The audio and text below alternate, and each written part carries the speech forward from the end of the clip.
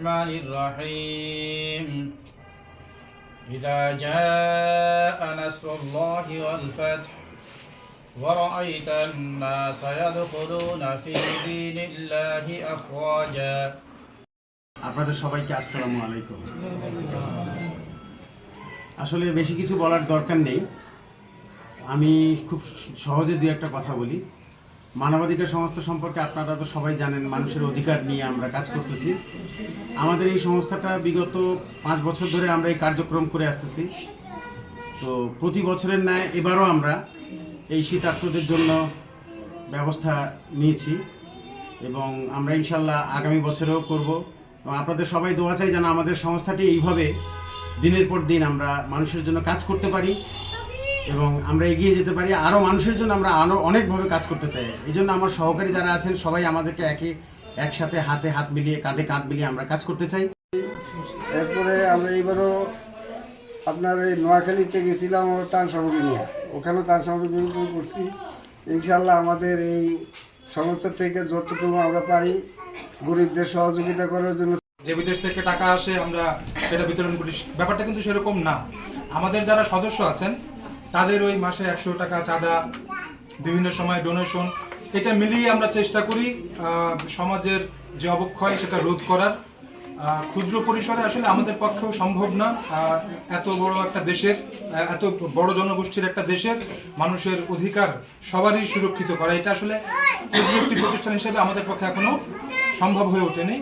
আপনারা যদি আমাদেরকে আন্তরিক সহযোগিতা করেন, আমাদের জন্য দোয়া করেন, আমাদের পাশে থাকেন, ইনশাল্লাহ আমরাও বিশ্বাস করি বাংলাদেশের প্রতিটা নাগরিকের অধিকার আমরা রক্ষা করতে। দূর দূরান্ত থেকে আসছেন মা বোন খালারা, আপনাদেরকে হয়তো আমরা যে মূল্যবান আপনারা সময় দিয়েছেন আমাদেরকে, আসলে আমরা আপনাদেরকে যে উপহার দিব বলে যে আশা দিয়েছি এবং যে জিনিসটা আমরা দিব এটা অত্যন্ত ন্যূনতম। তো আপনারা আমাদের অবশ্যই এই উপহারটুকু গ্রহণ করবেন এবং আমাদের জন্য দোয়া করবেন, আমরা যাতে আগামীতে আপনাদেরকে নিয়ে আরও ভালো কোনো জিনিস আমরা দিতে পারি। আমাদের মাঝে শীত বস্ত্র আছে, আমরা ত্রাণ সামগ্রী বিতরণ করে থাকি, আমরা ঈদ সামগ্রীগুলো বিতরণ করে থাকি, আমরা ল সাপোর্ট সেন্টার, যারা আইনগত কোনো সমস্যা আছে আমরা সেই ল সাপোর্ট সেন্টার আছে, আইনগত সহযোগিতা দিয়ে থাকি। আমরা গরিব অসহায় এবং যারা চিকিৎসা ক্ষেত্রে অব্যাহত আছে তাদেরকে আমরা সহযোগিতা দিয়ে থাকি। আপনাদের যে কোনো সমস্যা থাকবে আপনারা আমাদের অফিসে জানাবেন এবং আপনারা মন খুলে আমাদের জন্য প্রাণ খুলে দোয়া করবেন যাতে আমরা আমাদের কার্যক্রমগুলো এগিয়ে যেতে পারি।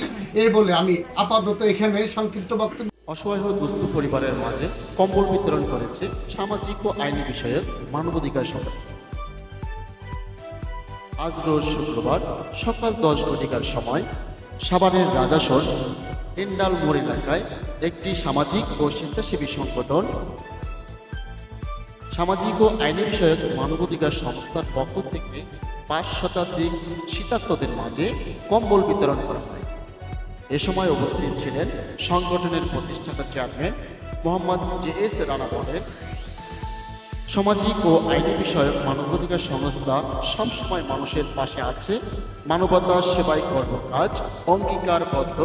আমরা আজ এই প্রতিপাদ্যকে সামনে রেখে বিভিন্ন ক্লান্তিকালে দেশ ও দেশের জনগণের কল্যাণে সহায়তার হাত বাড়িয়ে দেয়। তারই ধারাবাহিকতায় মাসব্যাপী সারা দেশে বিভিন্ন স্থানে অসহায় ও হতদরিদ্রদের মাঝে শীতবস্ত্র হিসাবে কম্বল বিতরণ করেছে সামাজিক ও আইনি বিষয়ক মানবাধিকার সংস্থা। তিনি বলেন, সামাজিক ও আইনি বিষয়ক মানবাধিকার সংস্থা 18টি কার্যক্রমের একটি কার্যক্রম হচ্ছে শীতবস্ত্র বিতরণ। এই কার্যক্রম সারা দেশে সারা মাস দেশব্যাপী চলবে। এই কার্যক্রমে প্রত্যেকের দোয়া ও সহযোগিতা কামনা করে। এ সময় আরও উপস্থিত ছিলেন পরিচালক নুরুল ইসলাম রায়হান আহমেদ, কাজী ফিরোজা আক্তার, জেনারেল সেক্রেটারি ইঞ্জিনিয়ার মনিকুল ইসলাম, সংগঠনের সদস্য আকি আলম, লতা বেগম, রুবেল, শান্তা, ইমরান, গোলদার, ইব্রাহিম, খলিল সহ আরও অনেকে। এ সময় এলাকার গণ্যমান্য ব্যক্তিবর্গ সহ আরও অনেকেই উপস্থিত ছিলেন।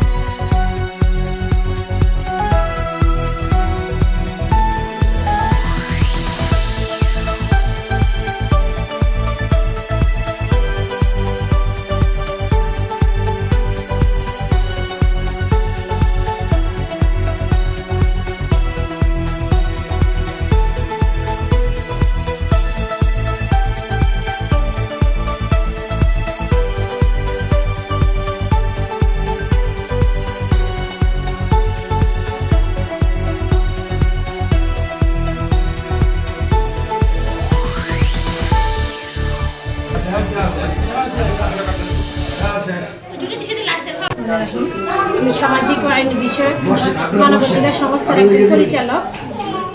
তো এটার সাথে যুক্ত হওয়ার পর থেকে বিভিন্ন সামাজিক কাজে অংশগ্রহণ করতে পেরে আমি নিজেকে অনেক গর্বিত মনে করি। আমি মানবাধিকারের সঙ্গে যুক্ত আছি এবং আমরা অসহায় মানুষের পিছনে সাহায্য করি, মানুষের পাশে দাঁড়াই, রাত নাই দিন নাই পরিশ্রম করি মানুষের পিছনে।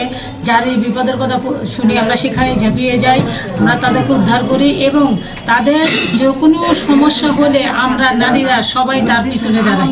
আমাদের যে আয়োজকরা এখানে আছেন প্রত্যেকেই বলে গেছেন, তা আমি সেদিকে আর যাব না।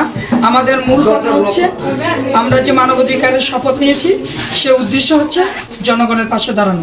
হতদরিদ্র যে যেখানে আছে, সে পথে হোক, রাস্তায় হোক, রেলওয়ে হোক, আমরা যদি খবর পাই প্রত্যেকে চেষ্টা করি দরিদ্র এবং যারা অসুস্থ দুস্থ অবস্থায় থাকেন এবং বিপদমুখী হন তাদের পাশে দাঁড়ানোর জন্য। এগুলি আমি আমার কথা শেষ করছি। আসসালামু আলাইকুম। আমাদের জন্য সবসময় দরিদ্র মানুষের পাশে থাকতে চাই। এই সংস্থাটার বড় হোক, এটা আমার সবচেয়ে বড় সংস্থার জন্য আমরা যতটুকু যথেষ্ট পরিমাণ আমরা চেষ্টা করব, যতটুকু পারি আমরা তাই সবাই মিলে করার চেষ্টা